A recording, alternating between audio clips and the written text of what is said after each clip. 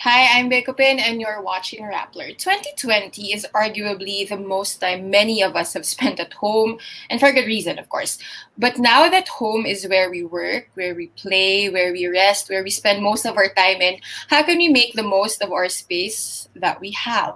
Our guest on Rappler Talk has a lot to say about that. She's a designer, entrepreneur, and the host and my co-mentor on Project Go. Please help me welcome Maggie Wilson. Hi, Maggie. Hi, guys. Hi, Bea. Kamusta? Thanks for having me. It's been a while. I know, it's been too long, in fact. Ilang months na? Siguro mga... That was end three of... na ba? Almost. My gosh. Can you imagine? Yeah. Pero ang bilis lang kasi din nung the whole taping of... We're gonna talk about Project Go more a little bit later. But first, I want to pick Maggie's brain. Kasi I honestly learned so much from you. Like both insights on design and insights on business. So first, let's talk about AKASA Manila. We talked about this briefly off air, but so how did it start and why AKASA Manila in the first place? Okay, so it started, basically my love for interior design really grew when we were building our second home. You know, I had this crazy idea that I wanted to do it myself. So I went back to school and I studied interior design. People think that's a little crazy, you know, but, you know, I loved, you know, the idea of going back to school and learning all about it because I've always had an interest in it. And so after designing our second home, I guess I did a pretty good job because someone came over and took photos of the spaces, and surprise, it landed on the cover of a interior design and home coffee table book. So that was, you know, they didn't tell me that they were putting it on the cover. It just, you know, they just sort of sent me the book, and it was a photograph of my living room. And so, you know, obviously that made me a little bit more excited about it. And then one thing led to another. I started taking on projects for my friends. And then I eventually opened up my store and firm, AKASA Manila. So this wasn't something na parang like at 15 or 16, you were like, okay, one day I'm gonna study design formally and I'm gonna make a business out of this. Like, it wasn't deliberate. No, not at all. I mean, I've always been a creative person. You know, as a child growing up, one of my favorite hangout spots or one of my favorite things to do on the weekends is to go with my dad to like a Home Depot, because my dad is a very handy man. He loves to do a lot of DIY projects, and that's kind of how, you know, I saw, you know, the creative side of my dad, because my dad is an engineer by trade. But as a child, he would build these little scale models of his dream home, of his dream house. And he would always be the one arranging our home instead of my mom. And, you know, I really enjoyed seeing that and watching him do it. And so I've always sort of had an interest in it, but never in my mind did I think that, you know, that's what I could be doing one day in the future. I thought I was going to be like a lawyer. That's what I wanted to be when I was in school still. But yeah, here we are. You know, we were talking about this off air kanina. To me, when I think of Maggie Wilson, I don't automatically remember the fact that you are a beauty queen, you were an actress, but like you mentioned nga kanina, a lot of people still associate that with you. Like, how does that work though? Now that, you know, like, I feel like design takes up a lot of your time now, especially because of the pandemic, right? Like, what was the adjustment like, shifting? Or is there no shifting? Like, is it something na parang, you know, you snap in and out of those things? I guess because I'm so used to doing it. I'm a multitasker. I'm very good at it. So I can shift from, like, you know, being an influencer or a personality to my interior design and business, you know, woman side. I feel like it's more of the people that know me as an artista or as a beauty queen that has that, you know, they have to be the ones to adjust, because in my mind, I'm already an entrepreneur and a businesswoman. But it's because I was doing it for so long. I did it for 6 years. And, you know, this was during at a time when social media wasn't a thing. So it's sort of like, I guess, the age bracket nung time na yon aren't really so tech savvy now, I guess, or on social media a lot now. So I feel like the younger generation doesn't know that side of me so much, the artista and the, the beauty queen side. They know me a little bit more as more of like an influencer. Or now I think because I started my YouTube channel, they understand more that, okay, she's the owner of AKASA Manila. She does interior design. She does furniture. She has this brand called AKASA Manila. I also tried to step back from the brand as well. If you look at our social media pages, you won't see my face there because I don't want it to be about me. I want the brand to be about the brand, to be about our products, to be about what we do. And so I guess in that sense, people are still surprised to know that, oh, she's an entrepreneur. But I kind of like that. I kind of like that little bit of surprise that, when people do find out, they're like, oh, okay, I thought she was, she was a beauty queen lang, or, she's still like a TV personality. And yes, I am to some extent, right? But you're right. Most of my time now is consumed by AKASA Manila and my business. Right. Alam mo, like if you look at AKASA Manila, if you actually check your YouTube channel, and okay, parang stalker na, no? But even your house, like, your aesthetic is it's very livable, if that makes sense. Like, you're not afraid to sit down on the couch. Like, it's not, what's the term for it? It's not perfect to the point that it's untouchable, right? Like, it's not, How did you develop that sense? How did you develop that look, that aesthetic that you have now? I think for me, my goal when it comes to designing a space or designing a home is I want it to be my own personal vacation. When I can't go on a trip or when I can't fly off to some, island or resort, I want my home to feel really cozy to the point where I can, I love being in my space to just relax, to enjoy my downtime. And so it's important for me to have a place that's not like stuffy, not too stuck up, wherein, you can't touch things or you're afraid to touch things. I want a space where you can literally jump on the bed or jump on the couch and just lounge and relax. And so I live a very fast-paced life. So I really do enjoy my slow days and my slow moments. And so I guess that's why, my spaces are designed in such a way, is because I want to feel like my home is kind of like my own resort, my own getaway. Right. Yung pag-uwi mo pa lang, relax na kaagad yung yes, like you're so happy to be home, And if I have a few days off, I'm happy not to leave my home. Like I enjoy the space so much. I'm okay to just stay home. Right. Okay, jumping back to being an entrepreneur, like, of course people see AKASA na now, it's established. But take me back to the early days of AKASA. Like, what was it like? I'm sure it wasn't like, parang pagising mo, wow, I'm an entrepreneur na, okay na ako. Like, what was the process like adjusting to the, I don't know, to the logistics of it all, to the red tape, the permits? I can't imagine nga eh. So it was a lot of work. I'd say from the moment we started conceptualizing and wanting to put together the business to the day that we actually opened, it took us about a year. So it took that long. The paperwork was not so difficult. Thankfully, I'm married already to a businessman, so he's got that down. I had a lot of help from Victor, my husband, and his team as well. But what really was the struggle was, finding all the right suppliers, finding the people who were going to manufacture and make all of our furniture and decor for us. That was super hard.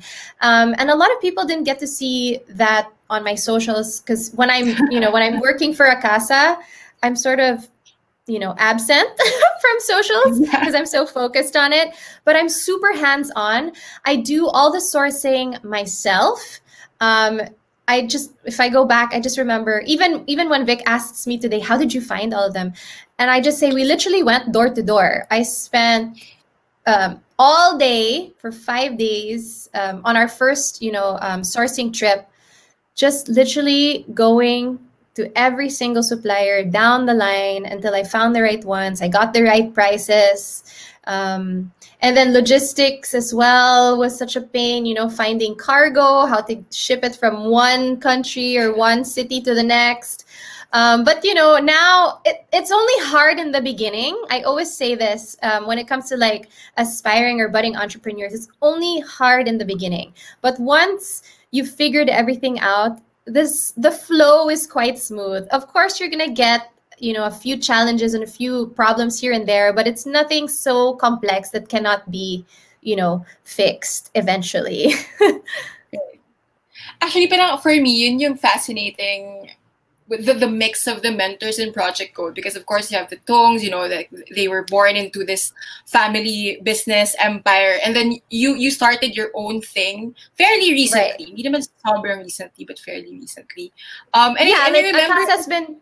Oh, sorry. Go ahead. Yeah, go ahead. No, I was gonna say, yeah, fairly recently. In the last, well, AKASA has been around for 2 years now. Yeah, a little over 2 years. So yes, it's still fairly new. It's still a baby in my eyes. Yeah. No, because I remember you mentioning during either a press con or was it, I don't remember anymore, press con or one of the takes in between Project Go. Like you mentioned, parang there was a little hesitation on your part in playing in being a mentor. So what made you eventually say yes to Project Go?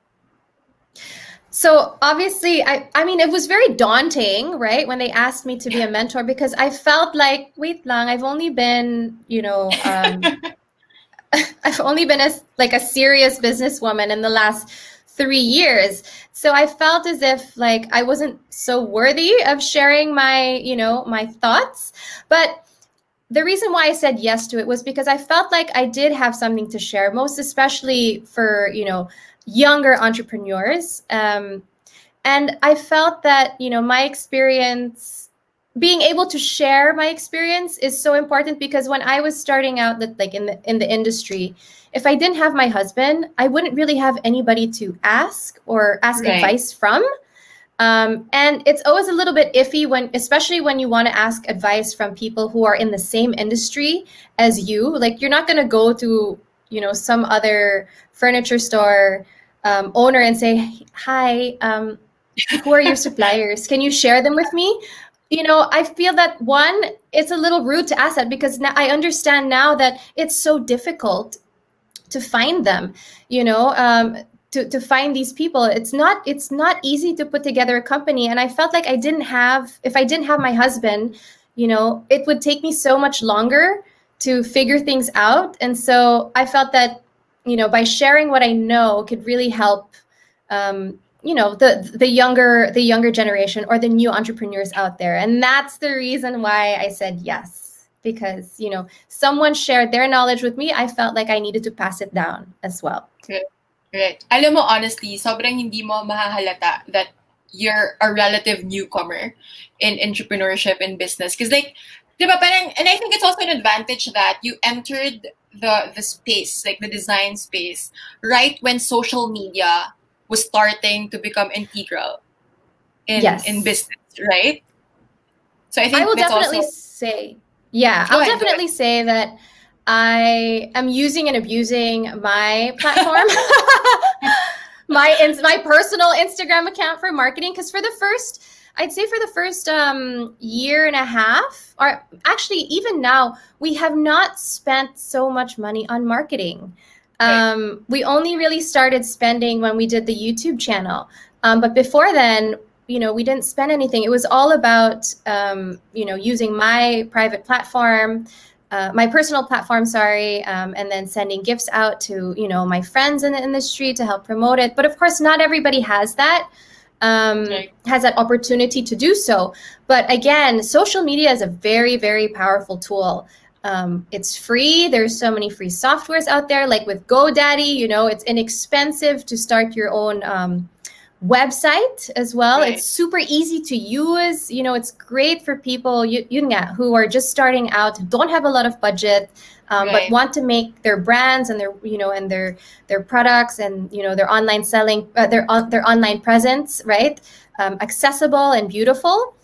And so now, honestly, is the best time to be an entrepreneur, because there's just the tools that are available to us, for use is it's everywhere, and it's it's at our fingertips. It's so easy to use.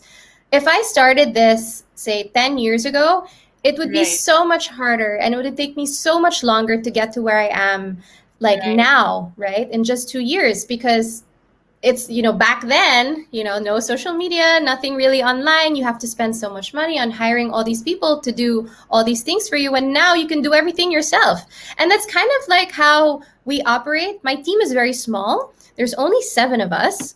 Oh, wow. And yeah. And for the most part, yes, for the entire thing. Like, I only have a staff of 7. And then, of course, there's myself. And, I take the photographs myself.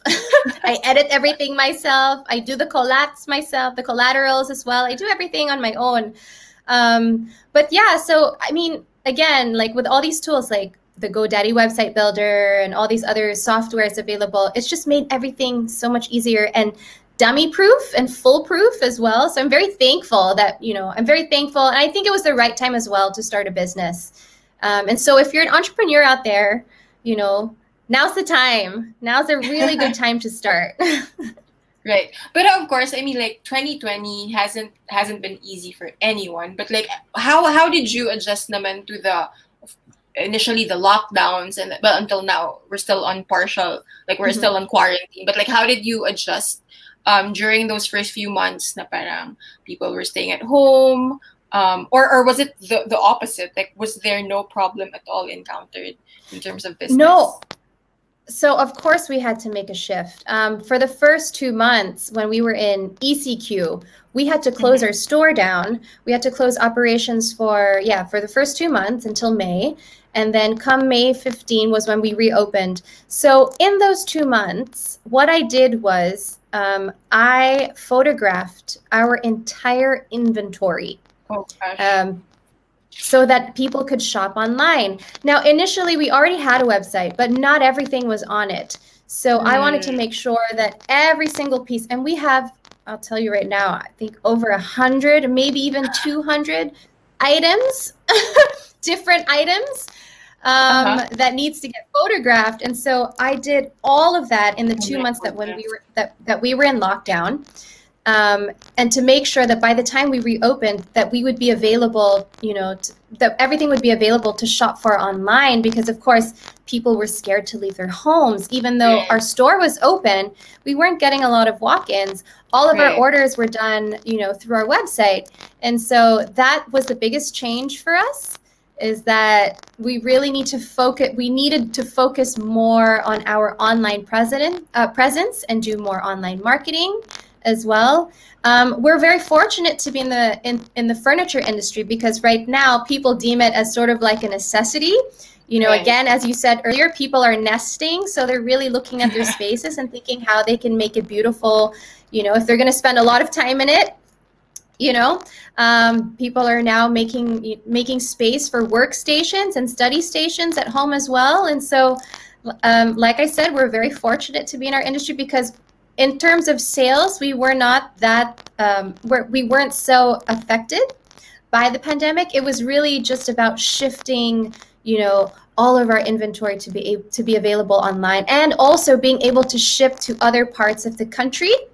Right. So not just within Metro Manila, but with, everywhere from like Davao to Surigao to Butuan, No, it's been, it's been challenging, but it's been definitely a learning curve. I've learned so much. I've learned as well. Again, it's very important as an entrepreneur to be able to adjust and to adapt to what your customers' needs are, and what the times, and what the times are as well. Yeah. And speaking of adjustment, aside from adjusting as an entrepreneur, you also had to adjust in the entertainment side of things. And speaking of Project Go, like, okay, I was telling you this nga. When I interviewed the Tongs, like, we were laughing kasi inamin nila na days before we started shooting, they were like, should we back out? Kasi nakakatakot. Like, even ako, I was kind of scared, like, going into day one. Kasi like, I didn't know what to expect, because I've never shot an entertainment show, right? So what was it like for you though? Because you have experience in shooting entertainment. Like, what was it like shooting during a pandemic? I was honestly a little scared, obviously, because there's still a virus going around, so we still needed to be safe. But Project Go and AXN, they were very good with all of their safety protocols. They really made sure that we were safe, that there were not too many people on set. Back in the day as well, before the pandemic, and if I were to shoot a TV show, we would be working all hours, really long hours of the day. So the one good thing about this pandemic is we started early, but we also ended early. So I really love that about shooting in the middle of the pandemic. People were more mindful, of our time, of our safety, making sure that, everyone was okay and that we needed to get everything done. So for me, it wasn't that big of an adjustment. I guess just remembering to always wear our masks and our face shields was more of an adjustment. But aside from that, we had social distancing as well, of course, but we're already used to that. By that time, we were used to the social distancing. But yeah, it was definitely interesting. We had to do a lot of the pitches online. Tina from GoDaddy, one of our other co-mentors, she couldn't physically be, here in Manila with us. Everything, had to be done online. So that was definitely a change. But it goes to show just how, us, as people can adapt, to the times and the needs of what's going on right now. Right. I have to say though, like, I don't know if you noticed, but in between takes, like, feeling ko ako and the Tongs, you just look at you na parang, okay, ano nang ginagawa ni Maggie? Okay, tama ba itong ginagawa namin? Just for assurance na, okay, tama yung ginagawa namin. Because like, we were super like newbies at this. Like, we were like, okay. But honestly, I felt like you guys just, got so comfortable real fast. I felt that in the beginning, of course, because it's a new show and you probably don't know a lot of people, it's always a little bit awkward for the first couple of hours, but then you guys just settled right in. And then once, I think it was important that we got to chat with each other off cam so that we could get a little bit more comfortable. And so, yeah, once we got to know each other a little bit better, I felt like, you guys were such, pros and super chill and super cool about it. AKA kumapal na yung mga mukha namin eventually. After day 1 or day 2, we were like, okay, wala na. We forget that the camera is there now. But yeah. But yeah, you were super big help. Kasi feeling ko talaga whenever we were like unsure about what we were doing, just like, okay, just like, look at Maggie. Yeah, like, take a cue from her na lang and then we'll figure it out eventually. Okay. What things did you like? Was there anything that stuck out from the experience? Like, in terms of meeting, syempre no spoilers now. But like in terms of meeting the contestants and being a mentor. Kasi also like yung session mo, I didn't see it while we were taping it because we were on different, again, because of the pandemic, we were on different schedules. Hindi kami parati magkasama. So like I was kind of blown away. Like I didn't think about the things that you brought up during your mentorship session. But anyway, yeah, like what is it like then? Like, meeting the contestants, or is there anything that stood out from the experience? I mean, I just loved, being on the show. I think one of my favorite parts as well is listening to other people's ideas. It's always good to bounce off of each other because there isn't a lot of opportunity to do that all the time. Like, you don't get to be in a room full of like-minded people, and so it was so nice to listen to what they had to say, to listen to their ideas, because even me, even if I've been an entrepreneur for a while now, I'm still also learning. And I've learned from them as well. Mentoring wise, I was a little scared to mentor because, as I said earlier, parang, what do I know? But I felt like, I was like, okay, no, I think I do have something to share. I really enjoyed that. I really took it seriously. Gumawa pa ako ng deck. Yeah, I made a presentation. I was stressing out about it for like 2 days. I was like, I need to be super serious. I need to, put together this presentation. I wanted it to look very professional. I wanted them to take me seriously and to really, see that I also put in the time and effort to mentor them. Like I wanted to, because again, something that I want to impart on them is that to also pass down their knowledge to other future entrepreneurs that go to them for help, that ask them for help. And so, so there. Siyempre magpa-plug na ako nito. If so you get what we're talking about. That's episode 2, I think, if I'm not mistaken. Yeah. Second episode of Project. Go check that out to watch Maggie's session. Okay, I have a question. Do you think design can be taught, or is it instinct? I think it's both, to be honest. In terms of design, I think we all have our own personal style and taste. It's really just a matter, I guess the teaching side of things matters more when it comes to putting things together. Because, for example, I had a client before, and she had all of these beautiful, beautiful pieces. And she loves prints, she loves color, she loves pattern, but she didn't really know how to put things together. In that aspect, that can be taught, you know, how to put things together. But again, as I've said, in terms of design, we all have our own style and taste. So I'd say both. Of course, there are people out there, you know, who are just gifted and already have both. But I definitely say, yes, it can be taught. You know, people always ask me, is it, you know, do I have to do a lot of drawing in interior design? And yes, you actually have to. They're like, but what if I don't know how to draw? And when I spoke to my drawing teacher, she said, oh, don't worry about that, because drawing can be taught. And I didn't believe her at first, but she was right. You know, with enough practice, right, you can always, you know, you'll always get to that point where you learn and you get better. And so design can definitely be taught. So yun, may pag-asa pala for people who might have not studied design. So yun na, like I said earlier, like 2020, most of it we were at home. 2021, mukhang most of it will be staying at home. So if someone wants to improve their space, looks-wise, and maybe just the functionality of it all, like I know this is a very broad question, but like what are the little things they can do to maybe make their home a better space to work or rest in? Okay, I think first of all is deciding on what space to give up to, you know, to have a workspace or a study space. Because like as it is right now, like for example, my son, he has been using our home office, so I can't go in there and I can't use it. So I created this little space in my bedroom, in some corner in my bedroom. Yes, ako yung nag-adjust. So yeah, so I turned this little space into like, you know, a space where I can have Zoom meetings and interviews. So for me, it's all about, you know, finding a comfortable spot, getting a, you know, a good table which you can put your laptop on or your phone with a tripod on, getting a nice comfortable chair to sit on. Ako, I like to include some greenery like this, so I feel like I'm outside. Again, everyone's turned into a plantito and plantita, so I don't really have to, you know, promote, you know, bringing in plants now. That's always been part of my design philosophy. But yeah, so include some plants. Maybe try to have your workspace closer to a window so you feel like, you know, there's still some sense of, you know, the outside. You can still try to get some sun as well while you're working.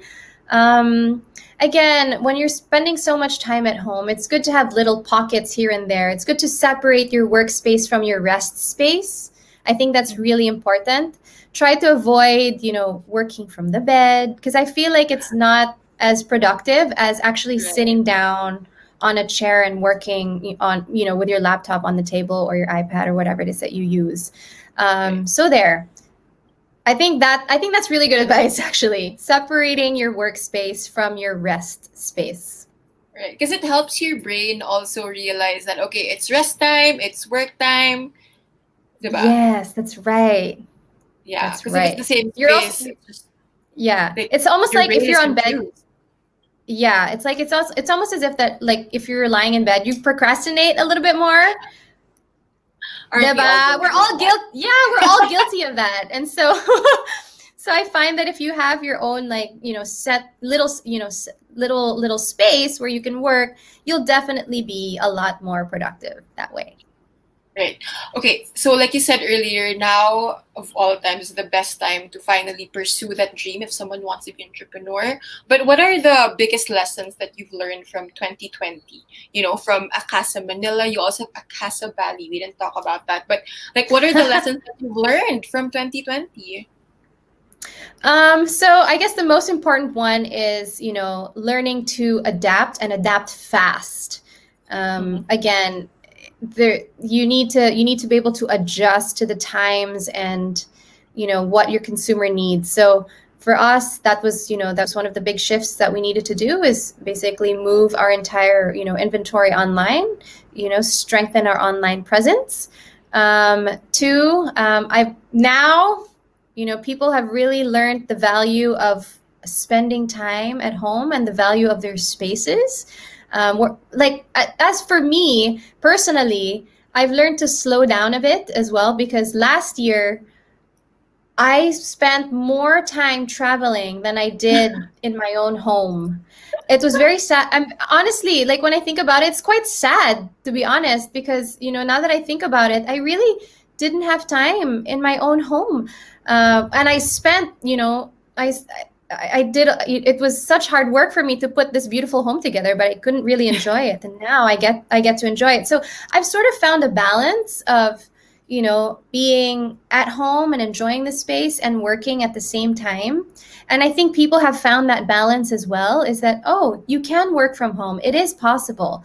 You know, you can be productive even if you're at home as well. And so those are some of the few things that I've learned. You know, learn to adapt, learn to appreciate your home, learn to work remotely or more efficiently as well, rather than, you know, always needing to be at the office. There are so many ways to work better as opposed to harder, if that makes any sense. Right. Okay.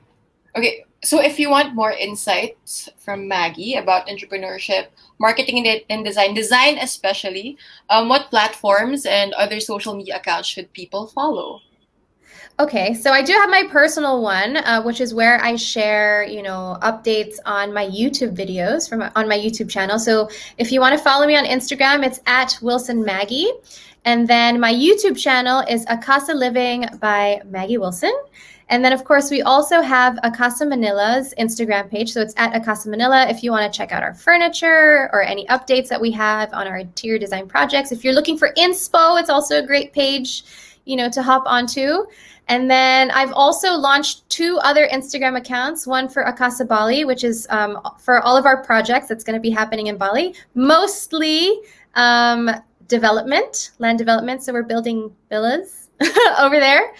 And then we have the AKASA Group, which is the real estate arm for, of course, the AKASA Group here in the Philippines. So we're going to be building houses outside of the metro, outside of Metro Manila. So yeah, if you guys want to follow that, I'll just repeat that. My personal Instagram account is @WilsonMaggie. Then there's @AKASA Manila, @AKASA Bali, and @the AKASA Group, and my YouTube channel.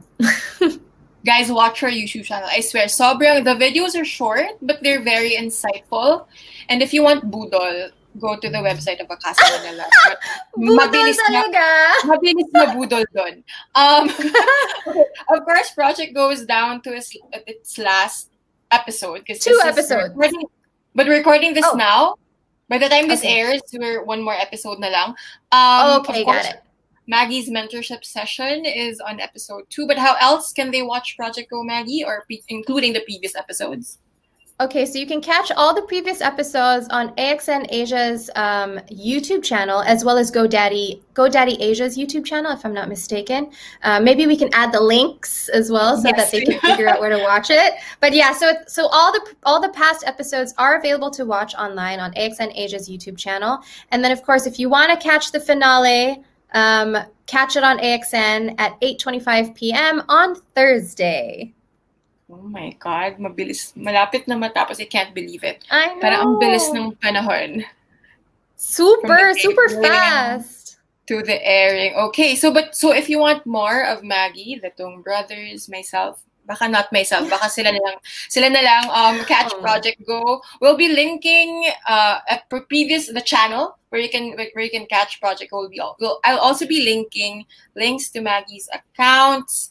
Thank you for joining us, Maggie. I know you're super busy, especially today. Medyo crazy the amount of interviews and meetings that you've had to join today. Thank you for joining us on Rappler. Oh, no, thank you for having me. You know, this was probably my favorite interview today because, of course, I got to do it with you, my co-mentor. But yeah, thank you guys so much for having me. Yeah. Yeah. Thank you. Okay. So guys, all right. Thank you for watching. Support Filipino businesses, support Filipino design, support Filipino entrepreneurs. This has been Bea Copin. Thank you for watching Rappler. Watch Project Go. Bye.